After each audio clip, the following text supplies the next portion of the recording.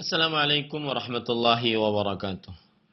Bismillahirrahmanirrahim. Innal hamdalillah nahmaduhu wa nasta'inuhu wa nastaghfiruh wa na'udzu billahi min shururi anfusina wa sayyiati a'malina. Man yahdihillahu fala mudilla lahu wa man yudlil fala hadiya lahu. Wa ashhadu an la ilaha illallah wahdahu la syarika lahu wa ashhadu anna Muhammadan 'abduhu wa rasuluh. يا أيها الذين آمنوا اتقوا الله حق تقاته ولا تموتن إلا وأنتم مسلمون يا أيها الناس اتقوا ربكم الذي خلقكم من نفس واحدة وخلق منها زوجها وبث منهما رجالا كثيرا ونساء واتقوا الله الذي تساءلون به والأرحام إن الله كان عليكم رقيبا يا أيها الذين آمنوا اتقوا الله وقولوا قولا سديدا يصلح لكم أعمالكم ويغفر لكم ذنوبكم ومن يطع الله ورسوله فقد فاز فوزا عظيما أما بعد فإن أصدق الحديث كتاب الله وأحسن الهدي هدي محمد صلى الله عليه وعلى آله وسلم وشر الأمور محدثاتها وكل محدثة بدعة wa kullu bid'atin dhalalah wa kullu dhalalatin finnar. Alhamdulillah, kita bersyukur pada Allah Subhanahu wa taala pada hari ini Rabu pagi 3 Ramadan 1440 Hijriah, bulan yang penuh dengan berkah. Kita ditakdirkan oleh Allah Subhanahu wa taala untuk kembali duduk bersama di dalam kajian rutin membaca kitab Wadhaifu Syahri Ramadan yang ditulis oleh Al-Hafidh Ibnu Rajab Al-Hambali rahimahullahu taala. Yaitu maksudnya adalah amalan bulan Ramadan. Salawat dan salam semoga selalu Allah berikan kepada Nabi kita Muhammad sallallahu alaihi wa ala alihi wasallam, pada keluarga beliau, para sahabat serta orang-orang yang mengikuti beliau sampai hari kiamat kelak. Dengan nama-nama Allah yang husna dan sifat-sifatnya yang ulia, kita berdoa, Allahumma inna nas'aluka ilman nafi'an wa rizqan tayyiban wa amalan mutaqabbala. Wahai Allah, sesungguhnya kami mohon kepada Engkau ilmu yang bermanfaat, rezeki yang baik, dan amal yang diterima. Allahumma amin. Ahibati hafidhakumullahu ta'ala. Qala al-musannif rahimahullah, Al-Hafidh Ibn Rajab Al-Hambali rahimahullahu ta'ala berkata, Al-Majlisul Awwal, majlis yang pertama di dalam kitab ini, Fi Fadlis Siyam, tentang keutamaan berpuasa. Jadi pada kesempatan kali ini beliau akan menjelaskan tentang keutamaan berpuasa. Fi Sahihaini an Abi Hurairah radhiyallahu anin Nabi sallallahu alaihi wasallam qala kullu amali ibni Adam lah Al-hasanatu bi'ashri amthaliha ila 700 dha'fin. Qala Allah azza wa jal, illa as-siyama fa innahu li wa ana ajzi bih. Innahu yattaraka shahwatahu wa ta'amahu wa sharabahu min ajli. Lis-sa'imi farhatun 'inda fitrihi wa farhatun 'inda liqa'i rabbih. Wa la khalufu fami as-sa'im 'inda Allah atyabu min rihil misk. Di dalam kitab As-Sahihain, dua kitab sahih, yaitu Sahih Bukhari dan Sahih Muslim, terdapat riwayat dari Abu Hurairah radhiyallahu an, Nabi Muhammad sallallahu alaihi wa ala alihi wasallam bersabda, setiap amalan anak Adam ia akan memilikinya. Setiap amalan anak Adam ia akan memilikinya. Maksudnya adalah pahalanya. Dia mengetahui pahala yang dia kerjakan dari amal ibadah. Hitungannya yaitu satu kebaikan dengan 10 kali lipat kebaikan. Satu amal saleh diganjar 10 kali lipat. Kemudian dilipatkan lagi menjadi 700 lipat. Inilah inilah pahala dari amalan-amalan anak Adam. Satu amalan diganjar dengan 10 kebaikan. Kemudian 10 kebaikan dilipatkan lagi menjadi 700. Seluruh amalan anak Adam pahalanya senantiasa selalu seperti itu. Lalu hadis berbunyi, Allah Subhanahu wa taala berfirman, kecuali puasa. Di sini terletak keistimewaan puasa. Fa innahu li wa ana ajzi bih. Sesungguhnya puasa itu milikku dan aku yang akan mengganjarnya. Maksudnya adalah puasa tersebut digandengkan hanya kepemilikannya kepada Allah Subhanahu wa taala. Beda dengan amalan-amalan lain. Kepemilikannya dimiliki oleh hamba tersebut. Sedangkan puasa kepemilikannya dimiliki oleh Allah Subhanahu wa taala. Kemudian Allah berfirman, dan aku yang akan mengganjar puasa tersebut. Di sini terdapat keutamaan puasa. Bahwa pahala puasa hanya Allah Subhanahu wa taala yang mengetahuinya. Karena Allah Subhanahu wa taala tidak memberitahukan. Tetapi kita mengenal Allah Subhanahu wa taala Al-Karim, yang Maha Pemurah, Ar-Rahim, yang Maha Pengasih, Ar-Rahman, Wasi'ul Fadl, karunia-Nya luas, rahmatuhu wasi'at kulla syai', rahmatnya meliputi segala sesuatu. Maka ketika Allah Subhanahu wa taala berfirman, wa ana ajzi bih, dan aku yang akan mengganjarnya, pahala puasa itu tidak diketahui hitungannya, maka di sini kita bisa katakan pahala puasa tanpa batas. Karena Allah Subhanahu wa taala menyebutkannya tidak bisa dihitung.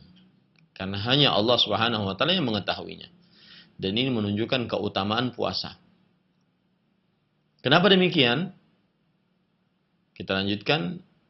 Sesungguhnya ia meninggalkan syahwatnya, makanan dan minumannya karenaku.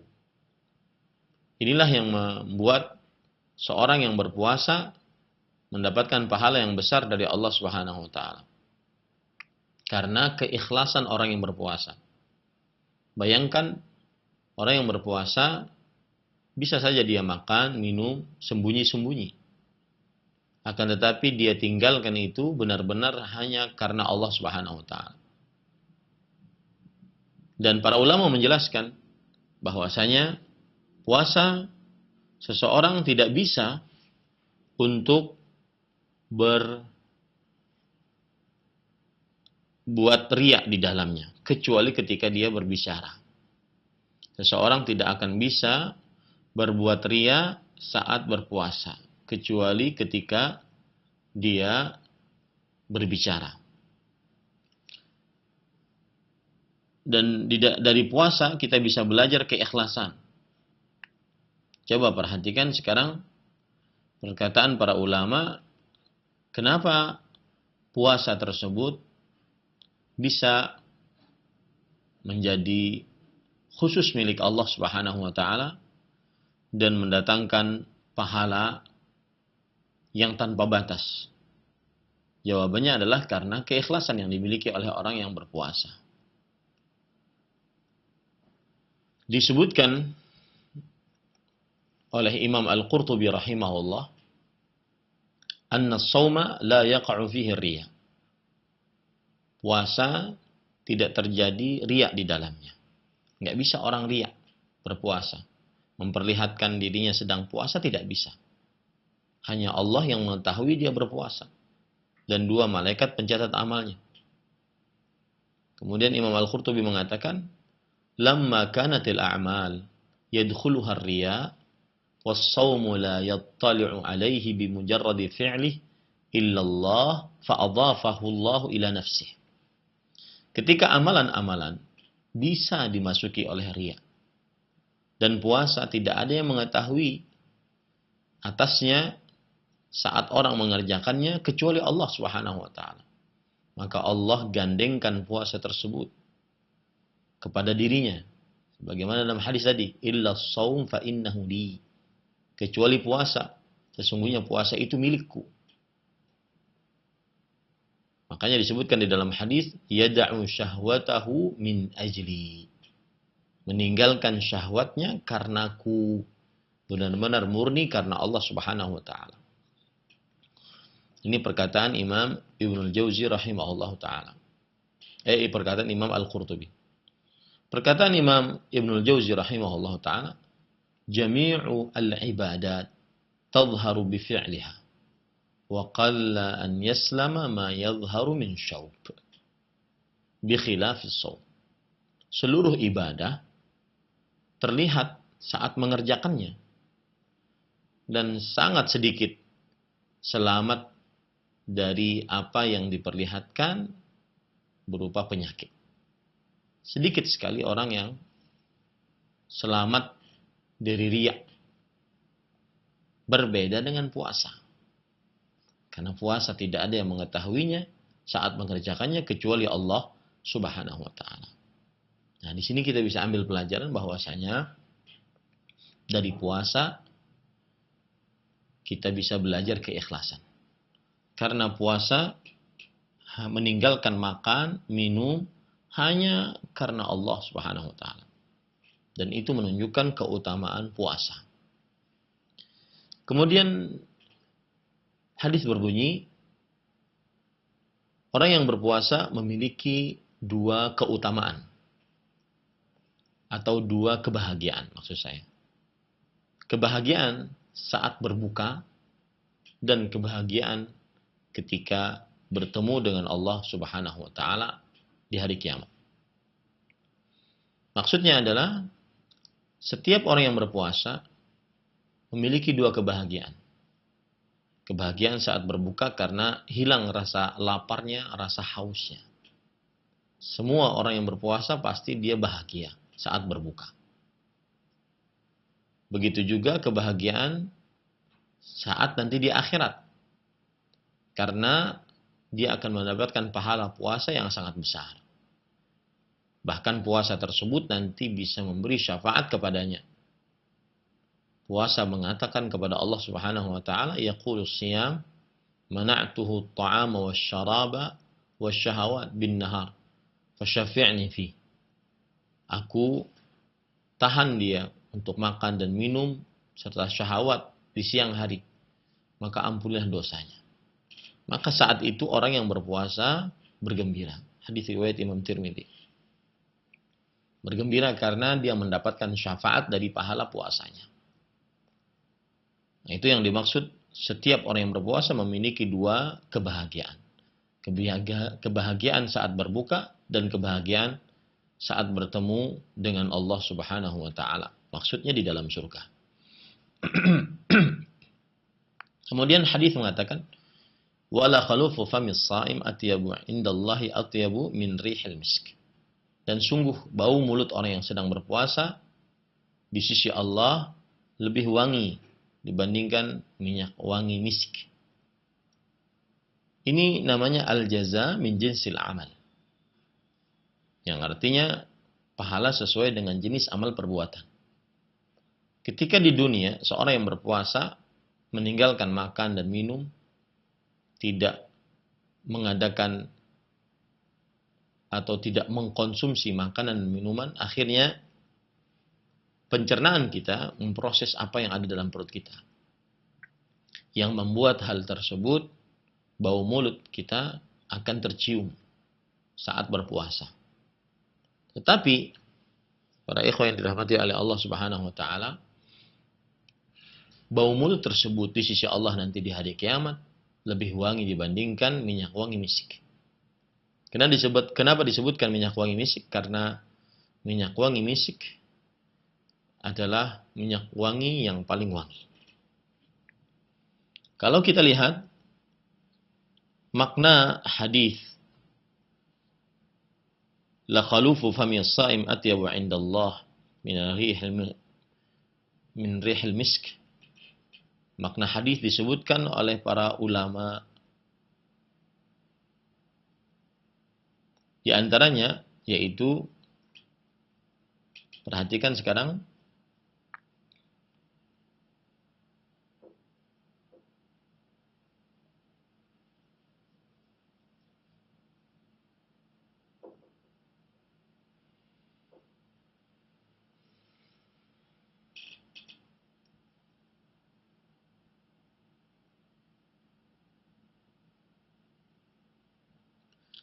dijelaskan oleh para ulama, la khulufu, khulufu, ya, huwa bi dhammil kha wal lam wa sukunil waw wal fa. Khulufu. Jadi dengan didhammahkannya huruf kha dan didhammahkannya huruf lam dan diberikan sukun pada waw dan fa. Khuluf, khuluf. Disebutkan di dalam kitab Ikmalul Mu'lim bi Fawaidil Muslim dan juga di dalam kitab Al-Minhaj Syarah Nawawi ala Sahih Muslim bahwa khuluf, jadi yang benar itu adalah la khulufu famil saim. Ya, khuluf di sini maknanya taghayyuru raihatil fam, berubahnya bau mulut. Hadza huwa as-sawafu fi. Inilah yang benar di dalamnya. Wa huwa ma dzakarahu al-Khattabi wa ghairuhu min ahli al-Maghrib wa huwa al-ma'ruf fi kutubil lughah. Dan inilah yang disebutkan oleh Imam Al-Khattabi dan selainnya dari ulama Maroko, dan inilah yang dikenal di dalam kitab-kitab bahasa. Wa qala al-Qadhi Iyad ar-riwayatu sahihah bi dhammil kha. Dan Al-Qadhi Iyad, seorang ulama Islam abad ke-5 Hijriah, mengatakan riwayat yang sahih adalah dengan kha yang diberikan dhammah. La khulufu, la khulufu. Wa katsirun min asy-syuyukh yarwiha bi fathiha. Qala al-Khattabi wa huwa al-khata'. Dan sebagian orang yang meriwayatkan hadis ini dengan la khalufu. Kha, bukan khulu. Ya. Diberikan fathah pada khafnya, kha-nya, maka kata Imam Al-Khattabi ini adalah sebuah kekeliruan. Dan qala As-Suyuti wa balagha an-Nawawi fi syarh al-Muhadzab faqala la yajuzu fathul kha. Dan Imam Nawawi rahimahullahu taala melebihkan bahwasanya tidak diperbolehkan mengucapkannya dengan la khalufu. Yang benar adalah la khulufu. Ya. Ini para ikhwan yang dirahmati oleh Allah Subhanahu wa taala. Taib. Kenapa dibandingkan dengan minyak wangi misk? Li'anna al-misk atyabut tib. Karena minyak wangi misk adalah minyak wangi yang paling wangi. Li'annahu law kana fi at-tibi fawqa al-miski la daraba bihi al-mathal 'inda Allah kama daraba bil misk. Karena kalau seandainya di dalam minyak wangi ada yang lebih wangi dibandingkan minyak wangi misk, maka sungguh Allah Subhanahu wa taala akan membuat perumpamaan di sisinya. Sebagaimana Allah Subhanahu wa taala membuat perumpamaan dengan minyak wangi tersebut. Ini disebutkan di dalam kitab An-Nawawi ala Syarh Muslim dan juga Syarah Sahih Bukhari yang ditulis oleh Imam Ibnu Battal rahimahullahu taala. Baik. Kemudian apa tujuan dari permisalan ini? Bahwa bau mulut orang yang berpuasa lebih wangi dibandingkan minyak wangi misik. Kenapa dikhususkan bau mulut orang yang berpuasa, bukan selainnya? Maka dijelaskan oleh para ulama, innama huwa targhibun fil istikthar minas shaum alladhi yahdutsu bih. Sesungguhnya di dalamnya terdapat motivasi untuk memperbanyak puasa yang terjadi padanya. bau mulut tersebut. Walidzalika khassa bi khulufi fami shaim duna khulufi fami ghairi. Oleh sebab itulah dikhususkan bau mulut orang yang berpuasa, tidak bau mulut selainnya. Wa huwa yakhussuhum 'ala shiyam. Dan ini sesuatu yang khusus bagi mereka yang berpuasa. Wa yuraghibuhum fihi, dan memotivasi orang yang berpuasa. Wa hadza fi fadli shiyam wa thawabis shaim. Dan ini adalah kemuliaan orang yang berpuasa dan pahala orang yang berpuasa. Kemuliaan puasa dan pahala orang yang berpuasa. Ini penjelasan disebutkan di dalam kitab Al-Istidhkar yang ditulis oleh Imam Ibnu Abdul Bar. Kemudian juga di dalam kitab Al-Muntaqa Syarh Al-Muwatta yang ditulis oleh Abul Walid At-Tujibi rahimahumullahu taala. Kemudian para ikhwan yang dirahmati oleh Allah Subhanahu wa taala. Apa makna bau mulut orang yang berpuasa lebih wangi dibandingkan minyak wangi misik? Maka terjadi perbedaan pendapat di antara para ulama. Ikhtalafal ulama fi ma'na qawni hadzal khuluf atyabu min rihil misk. بعد الاتفاق على أنه سبحانه وتعالى منزه عن استطابة الروائح الطيبة واستقذار الروائح الخبيثة. Para ulama bersepakat. Para ulama berbeda pendapat tentang makna bahwa bau mulut ini lebih wangi dari minyak wangi misik.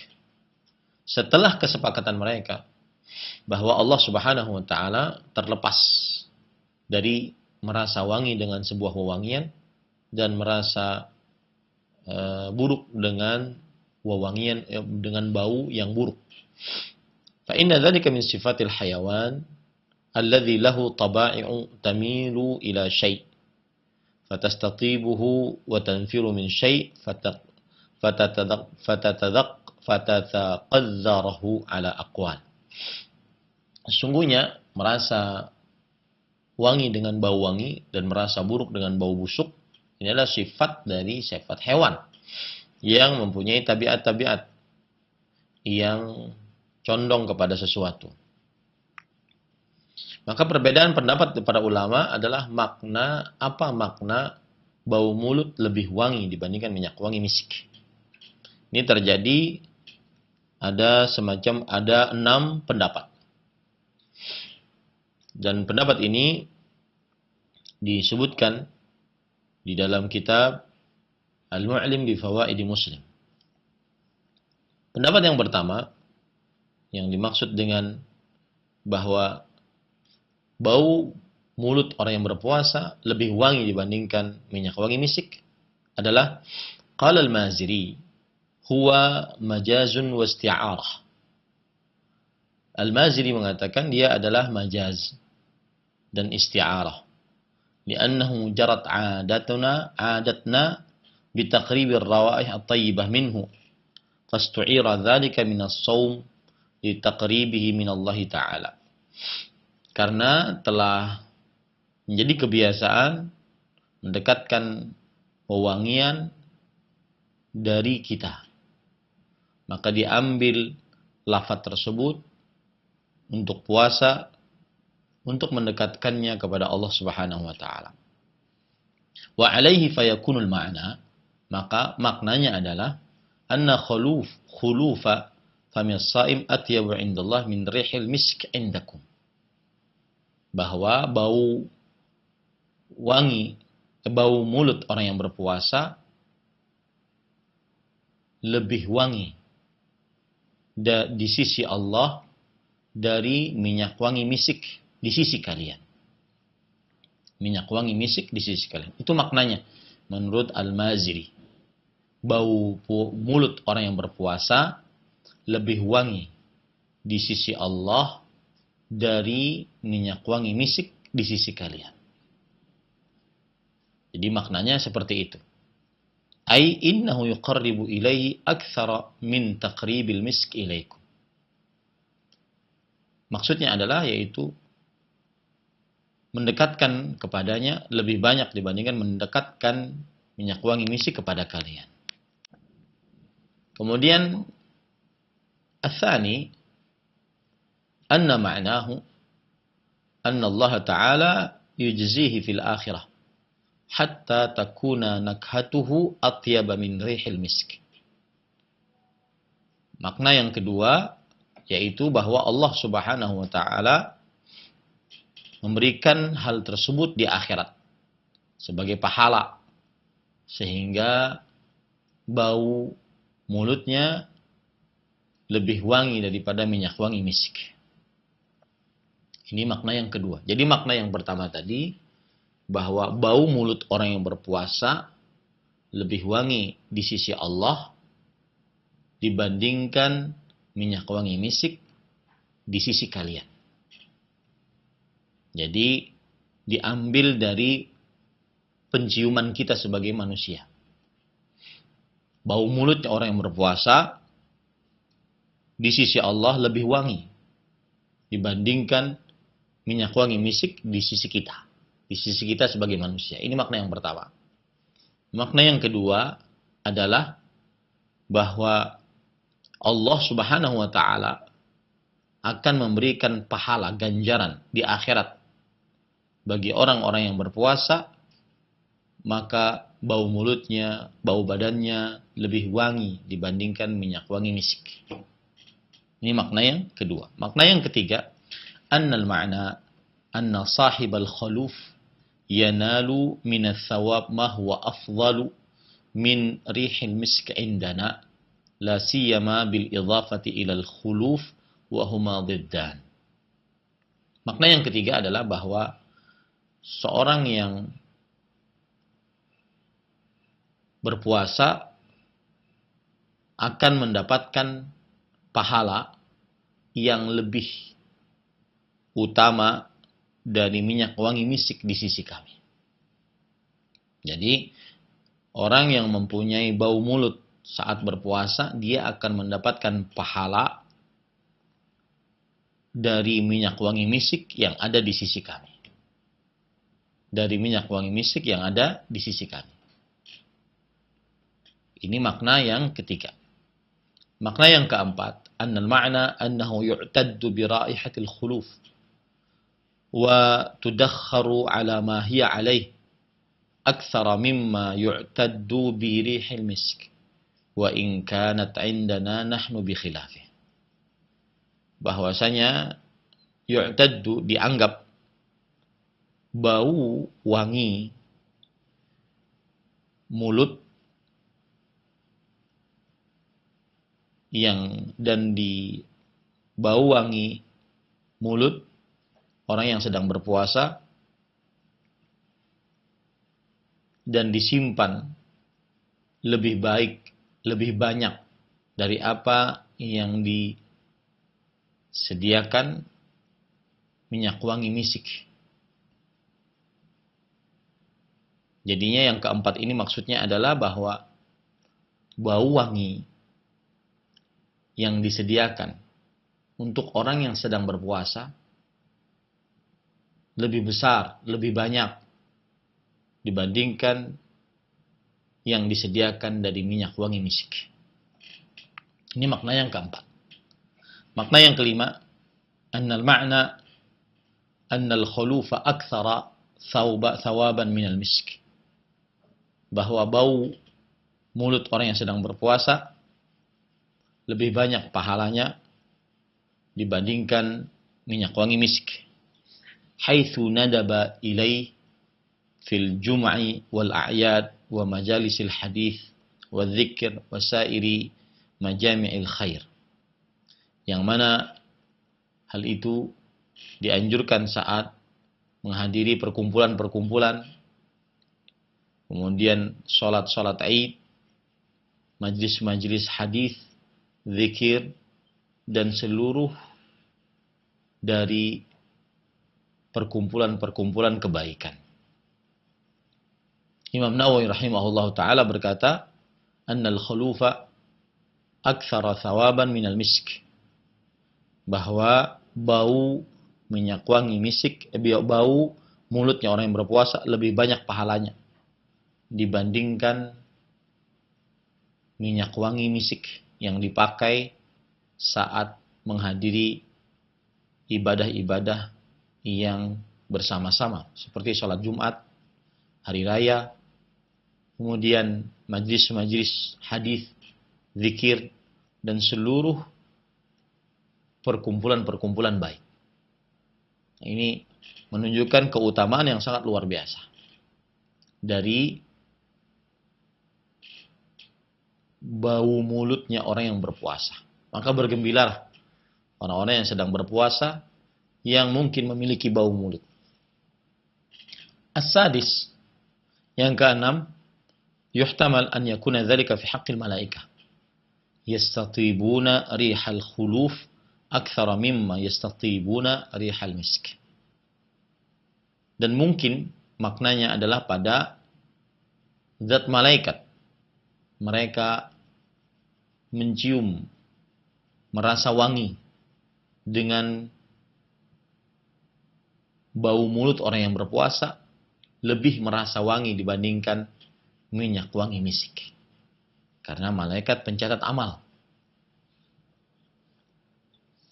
Malaikat pencatat amal merasa wangi dengan bau mulut orang yang sedang berpuasa, lebih wangi dibandingkan merasa wangi dengan bau minyak wangi misik. Ini 6 makna dari khulufu famis saim atyabu indallah min rihil misk. Yang artinya bau mulut orang yang berpuasa di sisi Allah lebih wangi dibandingkan minyak wangi misk. Di 6 makna tadi. 6 makna tadi. Jadi makna yang pertama adalah bahwa bau mulut orang yang berpuasa lebih wangi di sisi Allah dibandingkan minyak misik di sisi manusia. Lebih wangi di sisi Allah dibandingkan minyak misik di sisi manusia. Maknanya adalah bahwa puasa mengangkat derajat. Puasa mensucikan. Puasa lebih tinggi derajatnya di sisi Allah Subhanahu wa taala. Makna yang pertama. Makna yang kedua, bahwa Allah Subhanahu wa taala akan mengganjar di akhirat dengan minyak wangi misik. Dengan wewangian yang lebih wangi daripada minyak wangi misik. Karena dia berbau di dunia, maka diganjar oleh Allah di akhirat dengan wewangian yang lebih wangi daripada minyak wangi misik. Mulutnya lebih wangi daripada minyak wangi misik di akhirat. Badannya lebih wangi daripada minyak wangi misik di akhirat. Ini yang kedua. Yang ketiga, bahwa seorang yang mempunyai bau mulut akan mendapatkan pahala lebih utama daripada minyak wangi misik yang kami miliki.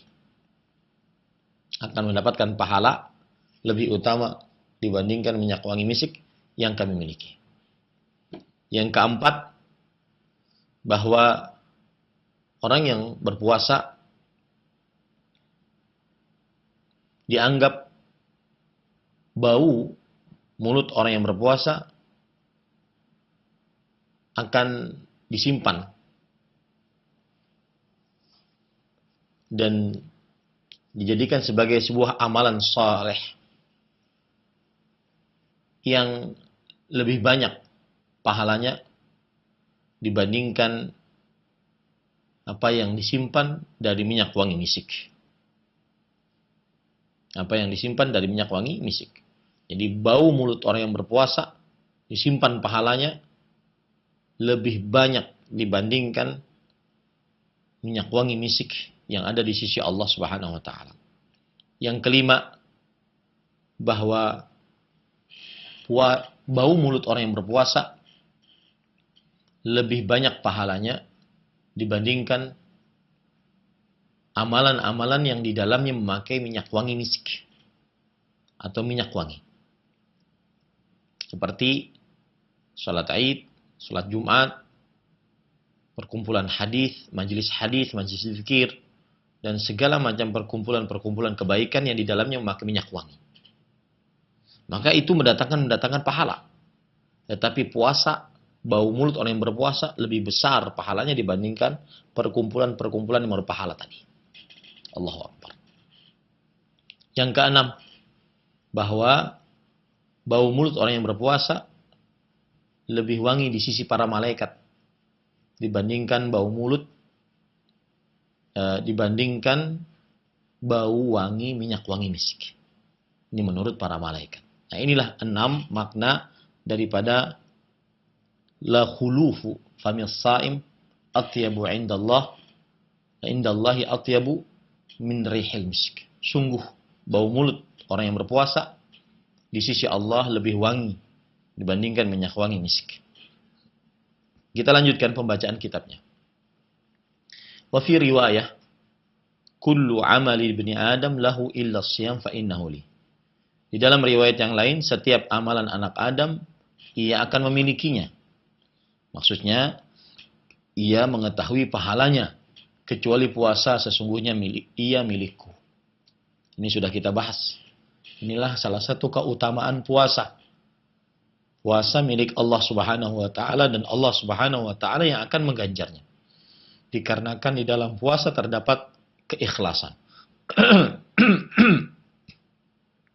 Wa fi riwayatin lil Bukhari, dan di dalam riwayat Imam Bukhari, di kulli amalin kaffarah wa shaumu li wa ana ajzi bih. Setiap amalan ada penebusnya, maksudnya ada pahalanya yang sudah ditentukan. Dan puasa itu milikku, kata Allah, dan aku yang akan mengganjarnya. Wa kharrajahu al-Imam Ahmad min hadzal wajh wa lafdhuhu kullu amali ibni Adam kaffarah illa as-shauma was-shaumu li wa ana ajzi bih. Dan diriwayatkan oleh Imam Ahmad dari sisi ini, dan lafadznya adalah setiap amalan anak Adam ada dendanya, ada penembusnya. Maksudnya ada pahalanya yang besar. Ya, kecuali puasa. Puasa itu milikku dan aku akan mengganjarnya. Kemudian penulis mengatakan, fa inna siyama minas sabr.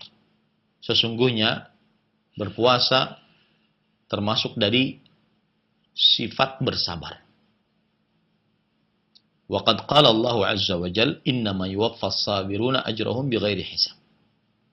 Dan Allah Subhanahu wa taala berfirman, sesungguhnya Allah Subhanahu wa taala akan memberikan pahala yang sempurna bagi orang-orang yang sabar, pahala mereka tanpa batas. Surat Az-Zumar ayat 10.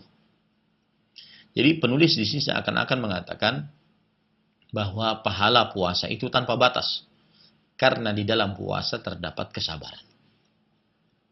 Kalau saya tadi menjelaskan, pahala puasa tersebut tanpa batas, karena di dalamnya terdapat keikhlasan. Ya, keikhlasan disandarkan puasa hanya kepada Allah Subhanahu wa taala. Jadi pahalanya sangat besar. Nah, di sini penulis mengatakan di dalam pahala puasa yang tanpa batas, karena di dalamnya terdapat kesabaran. Wasabru thalathatu anwa'. Kesabaran ada 3 macam.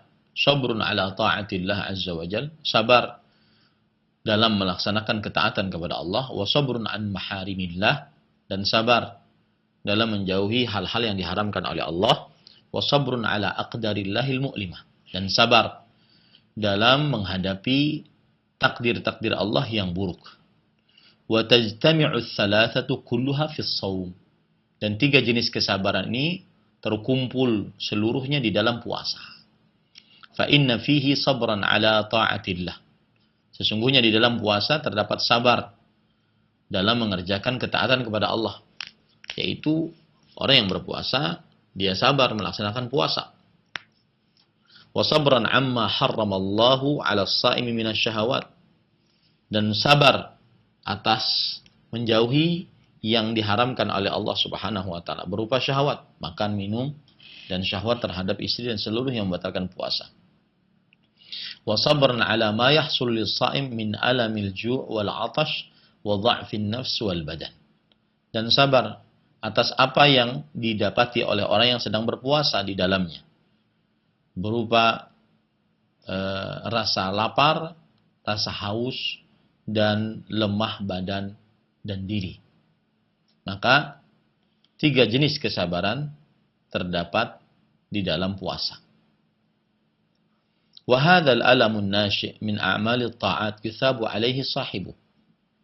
Dan rasa letih yang timbul dari perbuatan-perbuatan ketaatan diganjar atasnya pelaku ibadah tersebut. Kama qala ta'ala fil mujahidin, dzalika bi annahum la yusibuhum dhama'un wa la nasabu wa la makhmasatun fi sabilillah wa la yata'una mawti'an yaghidhul kuffara wa la yanaluna min aduwwin nailan illa kutiba lahum bihi 'amalun shalih. Innallaha la yudhi'u ajral muhsinin. Ketika orang berpuasa, dia merasakan rasa lapar, rasa haus, rasa lemah. Ini tidak gratisan dan diganjar oleh Allah Subhanahu wa taala. Sebagaimana Allah berfirman tentang orang-orang yang berjihad, mengangkat senjata melawan musuh. Sebagaimana disebutkan dalam surah At-Taubah ayat 120. Yang demikian itu bahwasanya mereka tidaklah menimpa rasa haus, rasa letih, dan rasa capek di dalam berjihad di jalan Allah Subhanahu wa taala, dan tidaklah mereka meletakkan sesuatu yang dengannya melemahkan orang-orang kafir, dan tidaklah mereka dapat membunuh orang musuh-musuh, melainkan dituliskan untuk mereka dengan amalan tersebut sebagai amal saleh. Sesungguhnya Allah tidak menyia-nyiakan pahala orang yang berbuat baik. Di sini Allah Subhanahu wa taala menjelaskan bahwa orang-orang mujahid yang membunuh, yang berjalan, yang memacu kudanya, yang melempar tombaknya, melempar panahnya, mereka letih, mereka haus, mereka di sini mendapatkan pahala dari Allah Subhanahu wa taala. Kemudian penulis mengatakan, begitu juga puasa. Puasa orang lapar, rasa haus, keletihan, capean, maka dia akan mendapatkan pahala atas letihnya tersebut, atas hausnya tersebut, karena dia sedang letih, lapar dan haus dalam mengerjakan ketaatan kepada Allah Subhanahu wa taala. Kemudian penulis rahimahullahu taala berkata, wa'lam anna mudha'afatal ajri lil a'mal takunu bi asbab. Ketahuilah bahwa pelipatan pahala untuk sebuah amalan ini terjadi dengan beberapa sebab. Nah, di sini penulis sekarang menjelaskan tentang kenapa puasa itu dilipatkan pahalanya. Sebagaimana yang disebutkan oleh Allah Subhanahu wa taala tadi. Illa siyam fa innahu li wa ana ajzi bih. Kecuali puasa, sesungguhnya puasa itu milikku dan aku yang akan mengganjarnya. Ini lipatkan pahalanya tanpa batas. Maka pelipatan pahala terhadap sebuah amalan disebabkan dengan beberapa sebab. Minha syaraful makan al-ma'muli fihi dzalikal amal. Kemuliaan tempat yang dikerjakan amalan tersebut di dalam tempat tersebut. Kal harami, seperti tanah suci. Walidzalika tudha'afu as-salatu fi masjidai Makkah wal Madinah. Oleh sebab itulah dilipatkan pahala salat di 2 masjid, Makkah dan Madinah. Masjidil Haram di Makkah dan Masjid Nabawi di kota Madinah. Kama thabata dzalika fil hadits sahih anin Nabi sallallahu alaihi wasallam qala salatun fi masjidi hadza khairun min alfi salatin fi ma siwahu min al-masjidil haram illa al-masjidil haram. Fi ma siwahu min al-masajid illa al-masjidil haram. Wa fi riwayah fa innahu afdal. Sebagaimana yang telah tetap hal tersebut dalam hadis sahih yang diriwayatkan oleh Imam Bukhari dan Muslim dari Nabi Muhammad SAW, beliau bersabda, sebuah salat di masjidku ini lebih baik dari 1000 sholat di dalam masjid-masjid yang lain. Ya, pada selainnya dari masjid-masjid, kecuali Masjidil Haram. Di dalam riwayat yang lain, sesungguhnya sholat di Masjidil Haram lebih utama. Nah, di sini hadis menunjukkan bahwa sholat di Masjid Nabawi dan Masjidil Haram dilipatkan pahalanya karena terdapat kemuliaan tempat. Ini penyebab pertama. Pelipatan pahala disebabkan karena kemuliaan tempat. Wa minha syarafuz zaman. Di antaranya kemuliaan waktu. Kasyahri Ramadan wa asyri Dzulhijjah. Seperti bulan Ramadan dan 10 hari pertama dari bulan Dzulhijjah. Wa qad yudha'afu ats-tsawabu bi asbabin ukhar minha. Jadi beramal di dalam bulan Ramadan dilipatkan pahalanya, dan juga beramal di dalam 10 hari pertama dari bulan Dzulhijjah dilipatkan pahalanya. Kemudian penulis kenapa? Karena kemuliaan waktunya. Bulan Ramadan adalah syahrul mubarak, bulan yang penuh dengan berkah. 10 hari pertama bulan Dzulhijjah adalah 10 hari yang paling utama di dalam setahun. Intinya, salah satu penyebab dilipatkannya pahala atas sebuah amalan adalah karena kemuliaan tempat atau karena kemuliaan waktu. Waqad yudha'afu ats-tsawabu bi asbabin ukhra. Dan terkadang dilipatkan pahala dengan sebab-sebab lainnya. Minha, di antaranya syaraful 'amili 'indallah wa qurbuhu minhu wa kathratu taqwahu. Kemuliaan pelaku amal tersebut di sisi Allah, kedekatannya dengan Allah, dan kebanyakan takwanya kepada Allah Subhanahu wa taala. Kama dhu'ifa ajru hadhil ummah ala ujuri man qablahum minal umam wa u'tu kiflaini minal ajr. Sebagaimana dilipatkan pahala umat ini atas pahala-pahala umat-umat sebelumnya dan diberikan 2 kali lipat dari pahala. Nah, ini dikarenakan karena pelakunya lebih mulia di sisi Allah, lebih dekat dengan Allah, lebih bertakwa di sisi Allah Subhanahu wa taala. Nah, itu sebab penjelasan kenapa dilipatkan pahala. Kemudian penulis mengatakan, wa amma qauluhu, adapun sabda Rasul sallallahu alaihi wasallam, fa innahu li, sesungguhnya puasa itu milikku. Fa inna Allah khassas siyama bi idhafatihi ila nafsihi duna sa'iril a'mal. Allah mengkhususkan puasa, diidhafahkan, digandengkan kepada dirinya selain seluruh amal. Maksudnya hanya puasa yang Allah Subhanahu wa taala katakan li, milikku, hanya puasa. Dan amal-amal lain tidak dikatakan oleh Allah milikku. Wa qad kathura al-qawlu fi ma'na dzalik. Dan telah banyak pendapat di dalam makna hal ini. Wa min ahsani ma dzukir fihi wajhan. Dan pendapat yang paling baik yang disebutkan di dalam perkara ini ada 2 pendapat. Ahaduhuma, pendapat yang pertama, anna as-siyama huwa mujarradu tarki hudhurin nafs wa syahawatiha al-asliyah allati jubilat 'alal maili ilaiha lillahi azza wa jalla. Pendapat yang pertama, kenapa puasa saja yang digandengkan kepada diri Allah Subhanahu wa taala, bukan amalan-amalan lain. Karena puasa adalah hanya meninggalkan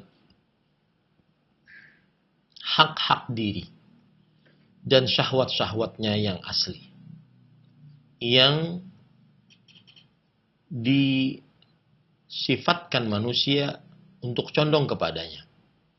Dia tinggalkan itu untuk Allah Subhanahu wa taala.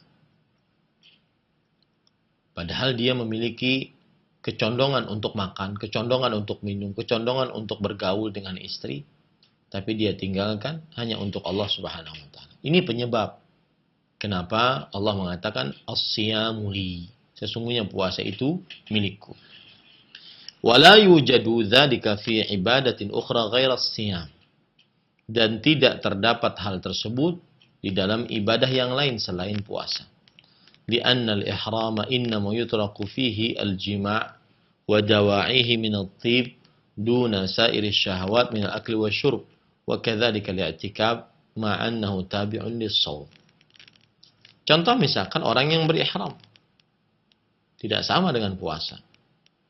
Dia hanya meninggalkan bersetubuh dan hal-hal yang menghantarkan kepada bersetubuh.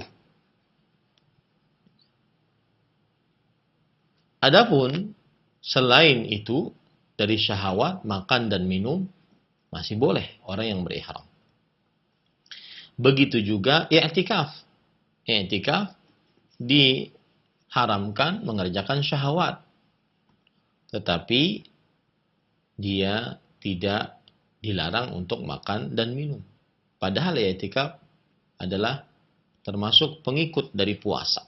Tetapi tidak sama. Ibadah i'tikaf, ibadah ihram tidak sama dengan ibadah puasa.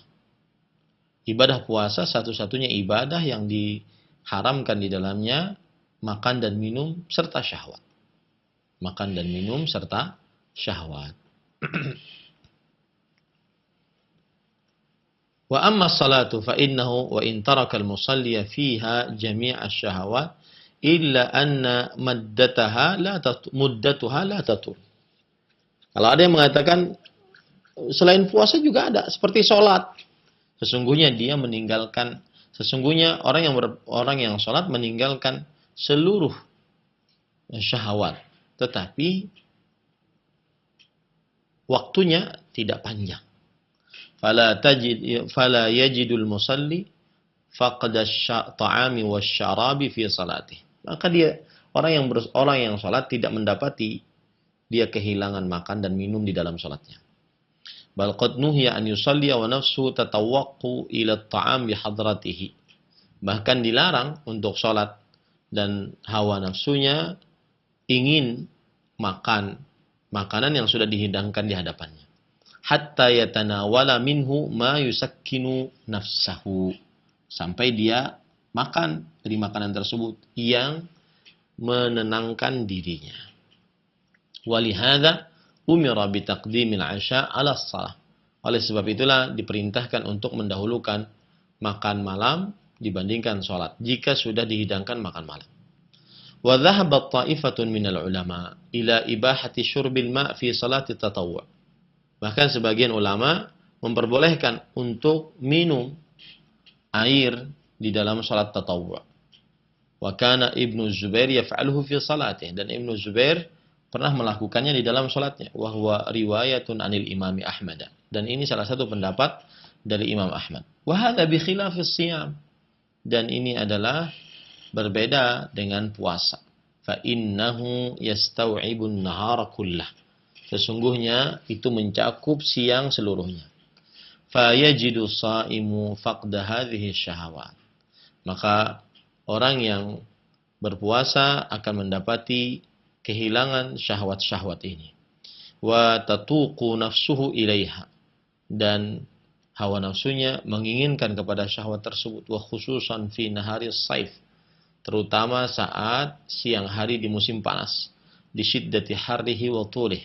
Karena saking panasnya dan juga saking panjangnya waktunya. Walihada ruwiya anna min khisalil iman as-shaum fis saif. Oleh sebab itulah diriwayatkan bahwa termasuk dari tanda keimanan adalah berpuasa saat musim panas. Intinya penulis di sini ingin menjelaskan kepada kita bahwasanya hanya puasa yang di dalamnya seseorang meninggalkan syahwat, makan, minum, dan bersetubuh di dalam waktu yang lama, dan tidak ada amalan-amalan selain puasa yang seperti ini. Maka pantas Allah Subhanahu wa taala mengidhafahkan, menggadengkan puasa tersebut kepada kepemilikannya sendiri, berbeda dengan amalan-amalan lainnya. Ini ahibati hafizakumullahu ta'ala. Kemudian penulis mengatakan, fa idza ishtadda tuqanun nafs ila ma tashtahihi ma qudratiha alaih thumma tarakathu lillahi azza wa jal fi mawdhi'in la yattali alaihi illa Allah kana dhalika dalilan ala sihhatil iman. Jika telah bertambah syahwat hawa nafsu kepada apa yang dia inginkan, padahal dia sanggup untuk mendapatkannya, kemudian ia tinggalkan untuk Allah Subhanahu wa taala di sebuah tempat yang tidak dilihat kecuali oleh Allah Subhanahu wa taala, maka itu menunjukkan itu adalah bukti akan sahnya iman. Fa inna as-sa'ima ya'lamu anna lahu rabban yattali 'alaihi fi khalawatihi. Sesungguhnya orang yang berpuasa mengetahui bahwa dia memiliki Rabb yang mengetahui atasnya di dalam kesendiriannya. Wa qad harrama 'alaihi an yatawala nahyahu khaufan min iqabi wa raghbatan fi thawabi. Dan Allah Subhanahu wa taala telah mengharamkan atasnya untuk mengkonsumsi apa yang dilarang kepadanya.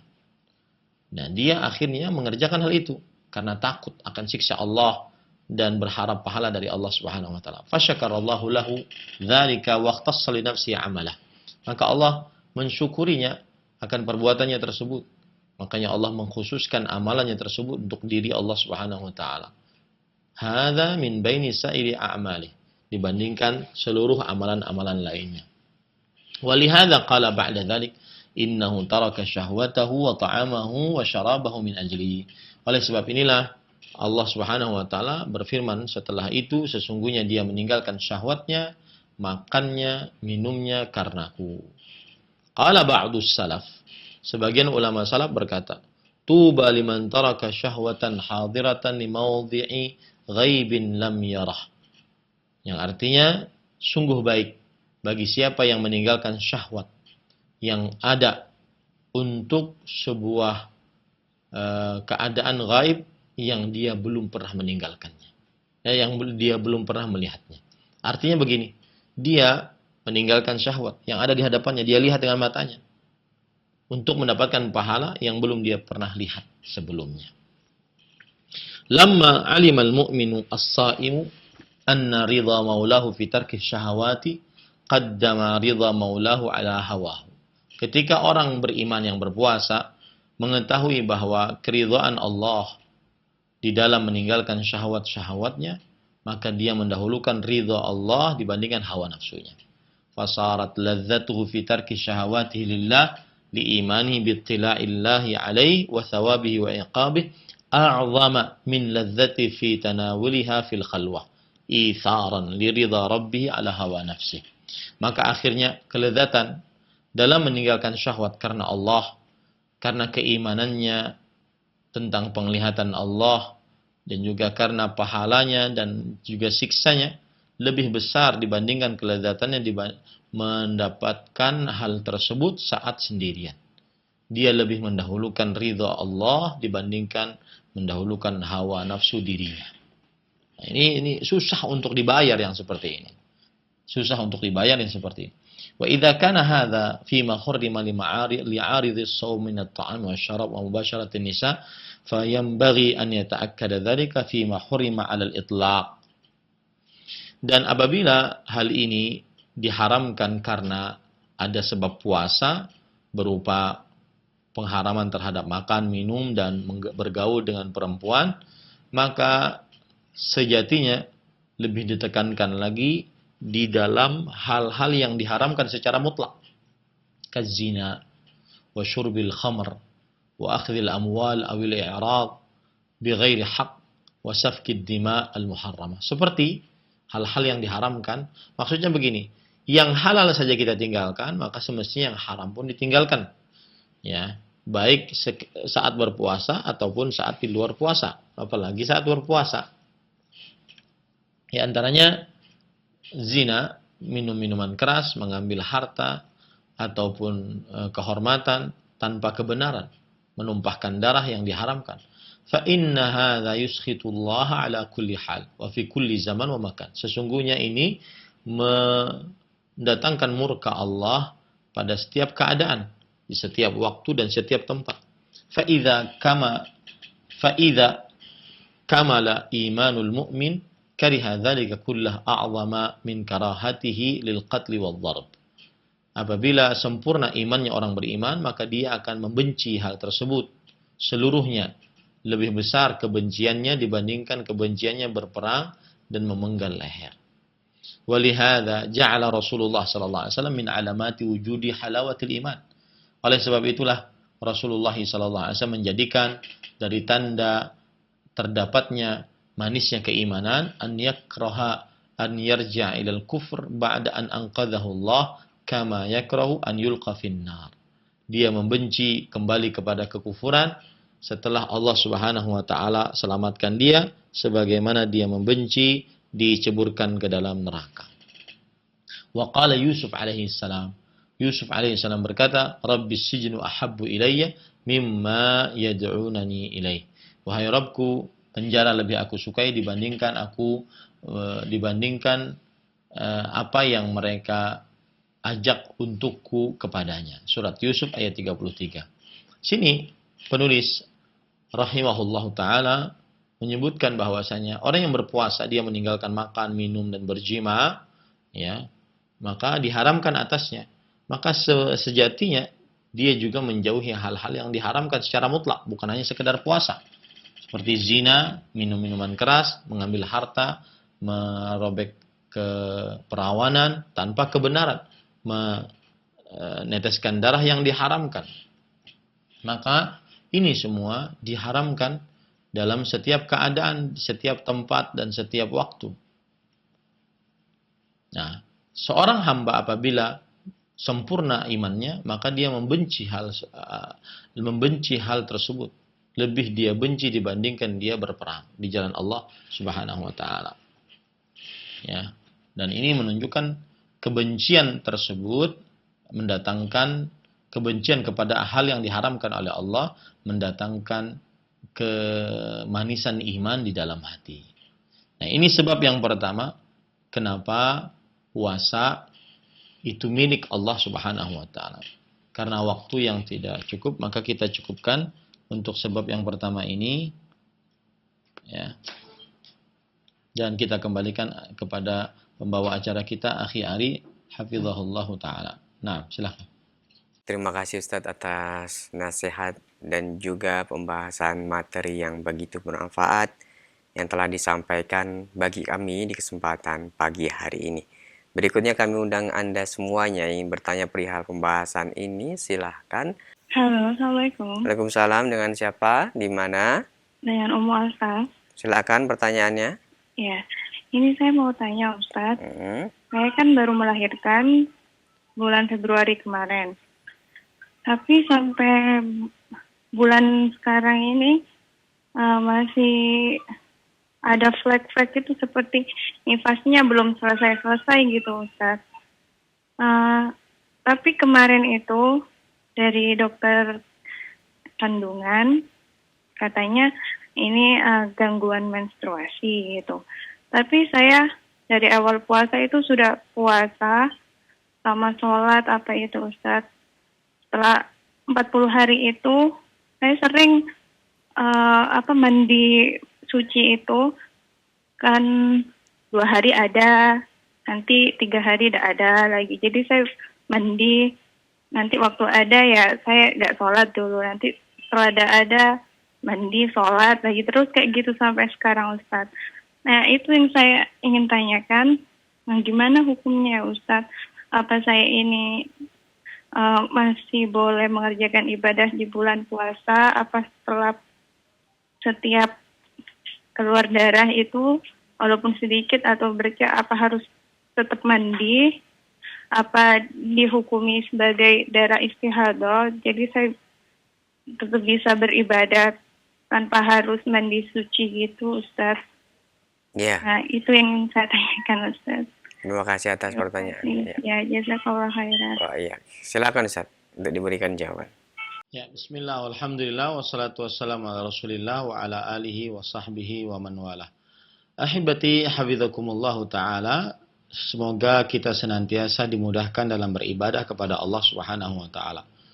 Seorang wanita yang nifas, maka jarak nifasnya yang paling banyak adalah 60 hari. Apabila 40 hari masih keluar setelahnya, maka jarak yang paling banyak adalah, atau waktu nifas yang paling lama adalah 60 hari. Apabila setelah 60 hari masih keluar darah, flek, atau yang semisalnya, dan apabila itu sebelum hamil yang lalu adalah kebiasaan waktu haid, maka itu berarti haid. Saya ulangi ya. Wanita nifas dia kebanyakannya 40 hari. Dan batasan yang paling maksimal 60 hari. Artinya kalau seandainya setelah 40 hari masih keluar, berarti dia masih nifas. Berarti dia tidak boleh sholat, tidak boleh puasa.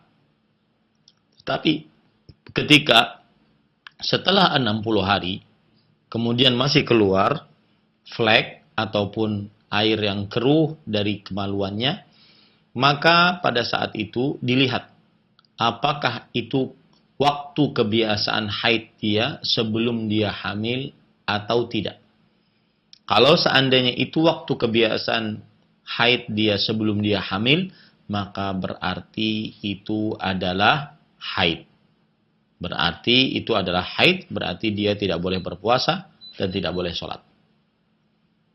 Tetapi kalau seandainya itu bukan waktu kebiasaan haid dia sebelum hamil, maka pada waktu itu berarti dia adalah istihadah. Sebagaimana disebutkan oleh Rasul sallallahu alaihi wasallam, ya, fa innahu damun yu'rif. Sesungguhnya dia adalah darah yang dikenal. Dikenal waktunya, dikenal darahnya. Dan bagi wanita yang istihadah, sesungguhnya dia sedang diganggu oleh syaitan untuk mengerjakan ibadah kepada Allah Subhanahu wa taala. Maka tinggalkan gangguan tersebut. Tetaplah beribadah kepada Allah Subhanahu wa taala. Boleh dia sholat, boleh dia puasa. Taib. Kalau seandainya dia ingin sholat, bagaimana Ustaz? Maka kalau seandainya dia sanggup, lihat perkataan saya, kalau seandainya dia sanggup, dia dianjurkan untuk membasuh kemaluannya di setiap kali ingin sholat. Kemudian dia mandi. Terutama apabila istihadahnya itu darah yang keluar banyak. Ya. Darah yang keluar banyak. Ingat ya, kita bukan berbicara masalah haid lagi sekarang. Bukan berbicara masalah nifas lagi. Darah istihadahnya banyak. Maka dia membasuh kemaluannya dan dia mandi. Untuk setiap sholat. Atau bisa dia mandi dengan cara mandi di antara dua sholat. Mandi untuk sholat zuhur dan asar. Mandi untuk sholat maghrib dan isya. Mandi untuk sholat subuh. Kalau seandainya dia sanggup. Kalau seandainya dia tidak sanggup, cukup untuk membasuh kemaluannya. Kemudian dia berwudu seperti biasa. Dan dianjurkan oleh sebagian ulama untuk menjamak sholatnya. Yaitu sholat zuhur dan asar dijamak. Zuhur dikerjakan di akhir waktu, asar dikerjakan di awal waktu. Kemudian maghrib dan isya. Maghrib dikerjakan di awal waktu, di akhir waktu, dan isya dikerjakan di awal waktu. Dan subuh. Ini kalau seandainya istihadahnya darahnya sangat banyak.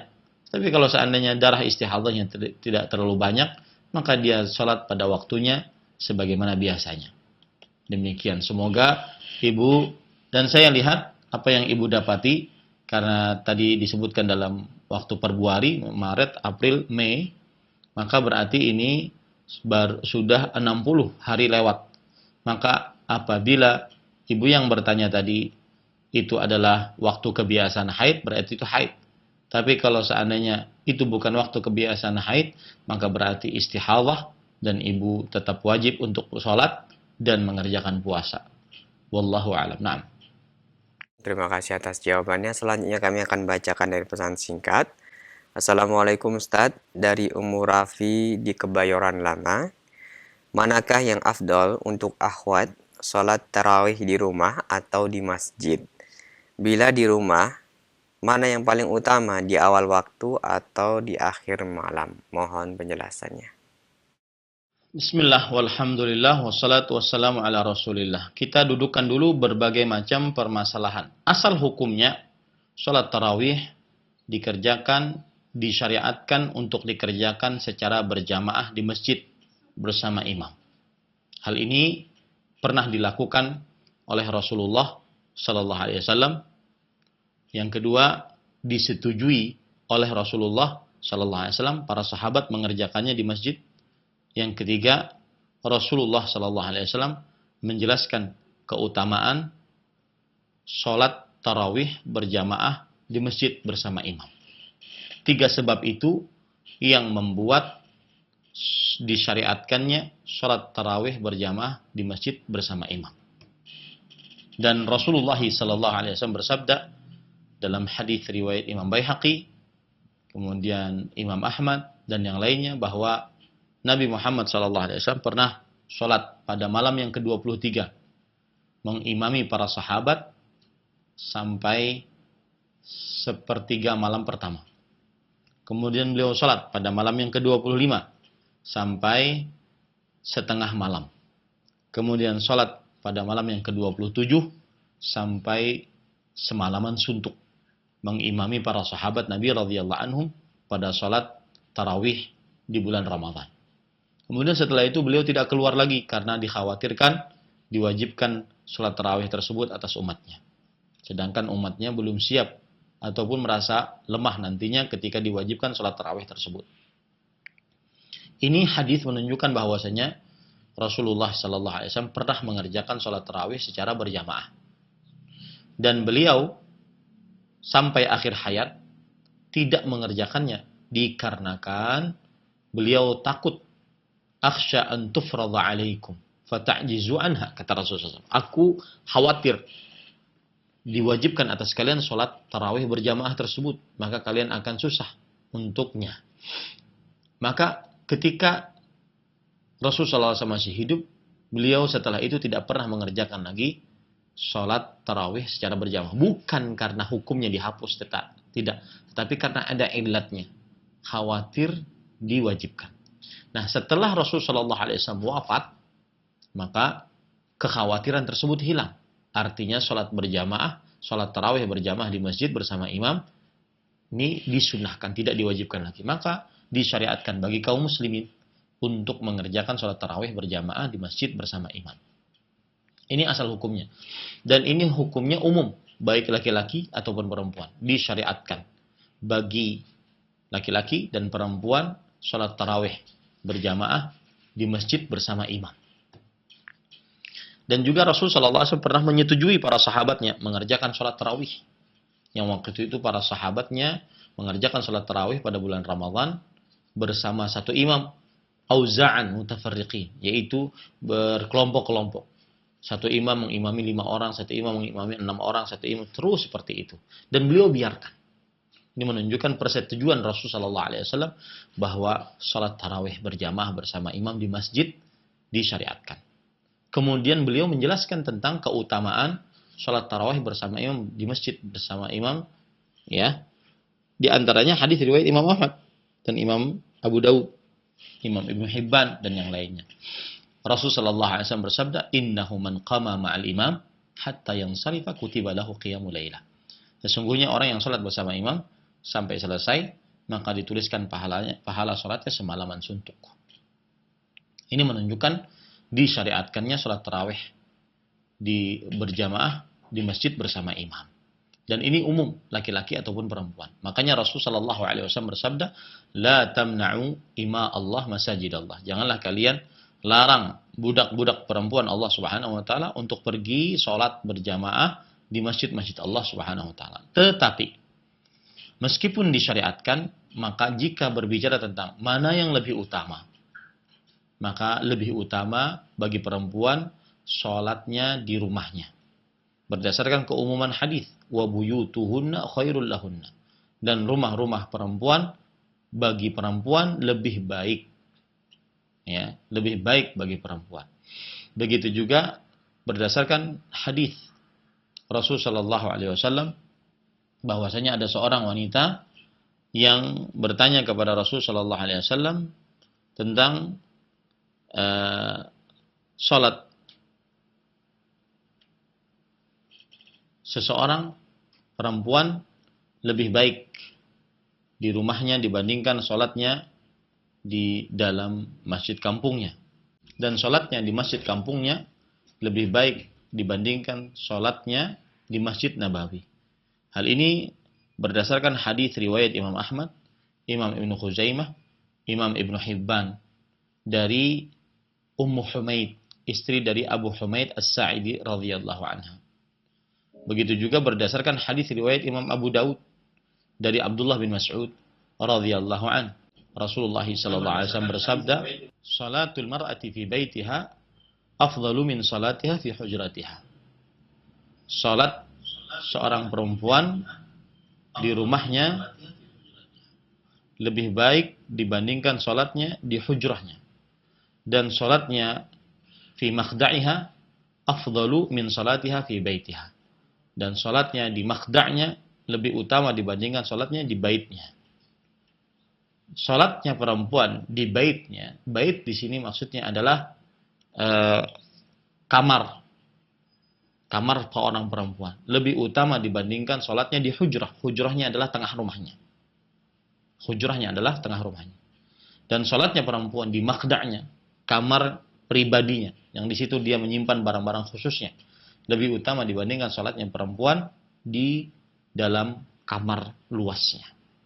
Ini menunjukkan bahwa salat perempuan secara umum lebih utama dibandingkan salatnya di masjid kampungnya. Taib, kalau seandainya salatnya di rumahnya lebih utama, mana yang lebih utama? Apakah dia mengerjakan salat di awal waktu atau di akhir waktu? Maka kalau seandainya seorang perempuan salatnya di rumahnya, maka dia berhak memilih apakah di awal waktu ataukah di akhir waktu. Tetapi tidaklah dikenal salat tarawih di dalam bulan Ramadan kecuali dikerjakan di awal waktu sebelum tidur setelah salat Isya. Semoga penjelasan ini bermanfaat. Ini kira-kira yang bisa kita sampaikan pada kesempatan kali ini. Insyaallah kita sambung pada Rabu-Rabu depan. Dan saya berpesan untuk bulan Ramadan, semua orang yang berpuasa amalannya sama. Dia menahan makan, minum, syahwat, dan seluruh yang membatalkan puasa. Dari mulai terbit fajar kedua sampai terbenam matahari. Amalannya sama, tidak ada bedanya. Yang membedakan adalah prestasi-prestasi ibadah saat bulan Ramadan. Maka berapa banyak bacaan Al-Quran yang Anda baca? Berapa banyak orang-orang yang berpuasa yang Anda bukakan pada waktu berbuka? Berapa banyak sedekah-sedekah yang Anda sedekahkan saat berpuasa? Maka ini semua membuat kita semakin semangat untuk lebih menggiatkan lagi beribadah kepada Allah Subhanahu wa taala. Ini yang bisa saya sampaikan. Subhanakallah bihamdik, asyhadu an la ilaha illa anta astaghfiruka wa atubu ilaik. Wa sallallahu nabiyana Muhammad walhamdulillahirabbil alamin. Wassalamualaikum warahmatullahi wabarakatuh.